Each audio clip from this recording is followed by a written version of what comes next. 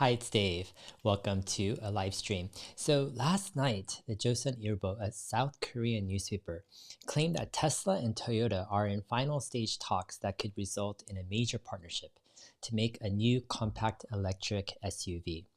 Now, the article claimed that actually Tesla and Toyota are working together. They're in the final stages of negotiation, and that the result could be actually a new electric SUV platform that's built with Tesla's tech, but also with Toyota's supply chain. And it sounds kind of interesting when you first hear it, but I'm going to take a deeper look into this, kind of poke some holes, and give a different angle on what I think a Tesla and Toyota partnership could look like. Now, we know that it's not the first time that Tesla is partnering with another company or another car company, to say the least. Back in 2012 or so, Tesla partnered with Toyota to release the electric Toyota RAV4, which is built on Tesla's powertrain. I had a couple friends actually buy that car and they liked it. However, it was kind of a compromised car because it was built on kind of Toyota's kind of platform of their RAV4, but it was built with Tesla's tech. Is kind of confusing. Another partnership was with Panasonic. And Tesla and Panasonic entered a joint agreement where they built the Nevada Gigafactory, and Tesla and Panasonic have been building batteries ever since. Another partnership that hasn't gotten a lot of press has been the partnership with Mercedes Daimler. Several years ago, Tesla produced the Mercedes B-Class electric vehicle. And it was kind of a car. I'm going to show you guys actually a look of what the B-Class looked like. So it was kind of a subpar car, more of a compliance car that was discontinued in 2017. Wasn't very exciting of a car. And here's the Toyota RAV4, the car that I talked about. Now, what's interesting about all this is I had a chance actually to talk with a Tesla exec back in the day, right after the Tesla electric RAV4 kind of went into production. It was selling. And this is like probably 2014 or so, 2015. And during the conversation, I learned several things that the Toyota Tesla relationship with that joint project was contentious a bit, and there's a lot of tension in that relationship.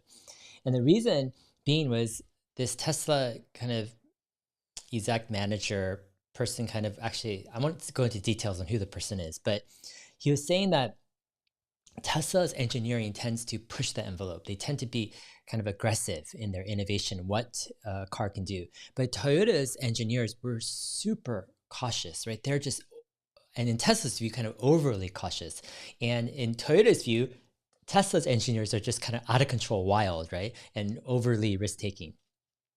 An example was given to me where there was something with the driving dynamics and mechanics of accelerating and braking. And Toyota wanted this extra check in the process, but Toyota wanted an extra check in this the acceleration braking process. But Tesla engineers were completely flabbergasted because they're like, that is completely not necessary, right? Like that's 0% chance of it helping the process. But Toyota engineers were insistent on adding this extra check that added just an immense amount of complexity. And because Tesla wasn't owning the complete experience, the complete process, it was actually Toyota's car, they had to give in to Toyota's engineers and what Toyota's engineers wanted. And so they kind of produced a product that was kind of Tesla's product with the powertrain, but it was super customized to the overly cautious kind of whims of Toyota's engineers, which slowed down Tesla's engineering and team tremendously. And it wasn't really a product that, let's say, Tesla was completely proud of. I mean, it was a great product, but it wasn't a Tesla car.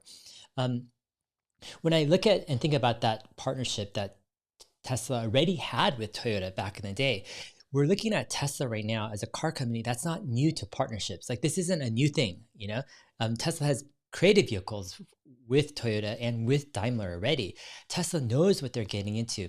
And so the question we need to ask when we hear about partnerships, let's say Toyota and Volkswagen, or Toyota and or Tesla and VW or Tesla and Toyota is we need to ask, how can this partnership be a win-win, right, for it to work? So let's look at the angle from Tesla. What does Tesla need from Toyota? And if you think about it, Tesla doesn't really need much from Toyota. Toyota has a supply chain, right? They're a massive, company that's moving, 9.3 million cars a year, I think.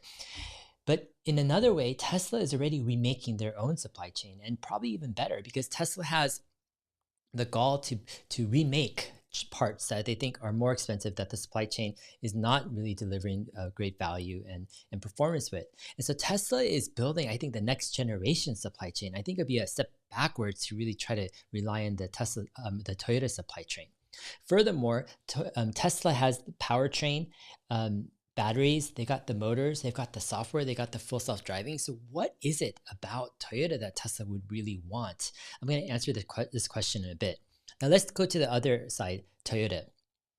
Toyota now, it's more straightforward. Toyota is lacking in electric motors, powertrain technology, batteries, autonomous software, electric charging, supercharging. So there's a ton of fields that Toyota, right? They've been sleeping on the job basically, right? And now they wake up, let's say 10 years kind of too late, and they're like, hey, who can help us out, right? They're laggards. The question though with Toyota is, how serious is Toyota right now? Are they really serious to completely upend their company and really make a big bet? They've lost a tremendous amount of time by betting on the wrong thing, right? They were betting on the hydrogen fuel cell. They're betting on IC cars and hybrid cars rather than going fully electric. And my suspicion is that Toyota still is not serious enough yet. They still have a so-called great IC business. They're making money. They're not in that position of pain, right? That desperation where they really are trying to save the company. And I think until they get to that point, it might be difficult for a company like Toyota to really take a partnership seriously. All right, if Toyota was to become serious, what could a partnership with Tesla look like? So in my opinion, Tesla lacks batteries, right? This is the limiting factor. Tesla's driving down the cost of the batteries. They're increasing production, but they can't keep up. That's why, and it's the biggest reason why they're not able to put out this Tesla Semi in volume yet. And they're going to have a ton of battery needs with the Tesla Cybertruck, the Tesla Model Y, and the upcoming Tesla Model 2, or the $25,000 vehicle. So in my opinion, I think whatever partnership arises, it's going to be hard for Tesla in the next few to several years to really supply powertrains, right, or drivetrains, the battery packs, right, all of that. In my opinion, the best thing or the easiest thing for Tesla to partner is for Tesla to license Tesla Full Self-Driving. The reason is because Tesla Full Self-Driving is largely a software issue. Tesla has invested, millions of dollars, thousands of people's work, and has accrued a clear advantage in software and in autonomous driving and the path to autonomous driving. And so what Tesla could do is possibly Tesla could license their Tesla Full Self-Driving, let's say, to Toyota. What Toyota would do on their part, they would retrofit or outfit their cars, or all of their cars, let's say, with the right cameras, and perhaps also include the computers, right? The full self-driving computers in their cars as well. Now, here's how it could work. Tesla could take a 50% take on the cost of the option, the full self-driving option that a Toyota customer pays for. So let's say the Toyota customer pays for full self-driving, it's $10,000, or later it's $20,000 or something. Toyota would give half to Tesla. So let's say if it's $10,000, $5,000 would go to Tesla, and $5,000 would go to Toyota. So win-win there, right? Toyota gets a huge markup. It's a huge margin, right? $5,000 on a car that Toyota gets to keep, gets to pocket, and Tesla gets to pocket another $5,000 per Toyota car that Tesla isn't even manufacturing. So it's a whole new revenue stream for Tesla to get into, and it completely revolutionizes Toyota's margin and business model and unit economics.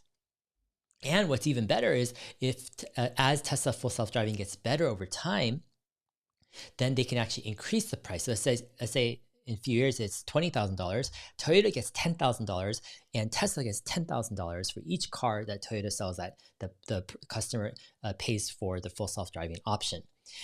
In addition to this, what Tesla could do is they can insist that all cars, the Toyota cars enabled with full self-driving that are put onto the Tesla network, the Tesla gets to keep all of the profit in the Tesla network. So in other words, to keep it simple, but also to make it attractive to Tesla, Tesla will keep all of the Tesla network profits for any full self-driving car that Toyota has enabled right on the Tesla network. So in my opinion, that makes the most sense in a Tesla-Toyota partnership. The batteries just aren't there right now, right? Tesla doesn't need the supply chain and parts of Toyota, whatever. What Toyota needs, I think, full self-driving. They need to make the big jump to autonomous driving, and Tesla can provide that. Now, there's an interim step where it's like, okay, you don't want to put full self-driving, let's say, perhaps on non EV cars, non-electric cars. They just aren't as efficient, right? So um, uh, Toyota will need to transition their fleet or build up a fleet of electric cars, maybe put on the Tesla full self-driving on that. In order to that, maybe Tesla can get involved with some more licensing plays.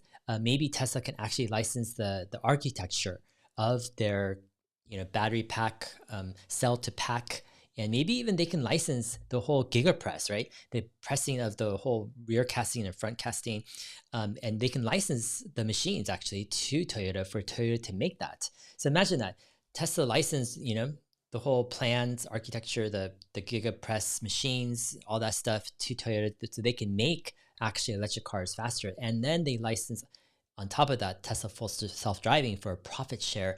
This could be a huge, interesting thing where Toyota can benefit, Tesla can benefit, and the overall mission of transitioning the world to sustainable energy could benefit as well. All right, hope this video has been helpful. I just came back from a 5-day camping trip, and I'm excited for this week. Got some cool interviews. Later tonight, I'm talking with Emmett Peppers. And I've decided to try to put out some more shorter videos to kind of give my thoughts on different topics that I think I can add value. Anyways, I hope you guys have been well, and we'll see you guys in my next video. Thanks.